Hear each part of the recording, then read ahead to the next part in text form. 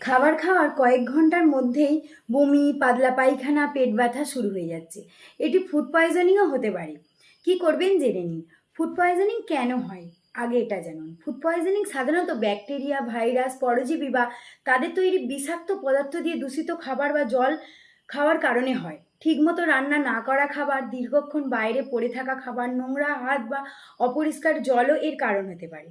কি করবেন? আগে ঘরোয়া উপায় জেনে নিন। বারবার অল্প অল্প করে ওআরএস ফুটিয়ে ঠান্ডা করা জল বা নিরাপদ তরল হিসাবে পান করুন। বিশ্রাম নিন, সহজপাচ্য খাবার খান, যেমন ভাত, খিচুড়ি, কলা, টোস্ট, স্যুপ এইসব খান। চিকিৎসকের পরামর্শ ছাড়া অ্যান্টিবায়োটিক বা ডায়রিয়ার কোনো রকম ওষুধ ব্যবহার করবেন না। আর কি খাবার এড়িয়ে চলবেন? তেল মশলাযুক্ত খাবার, ভাজাভুজি, অতিরিক্ত ঝাল, সফট ড্রিঙ্কস, অ্যালকোহল, অতিরিক্ত চা ও কফি এগুলো একদম এড়িয়ে চলবেন।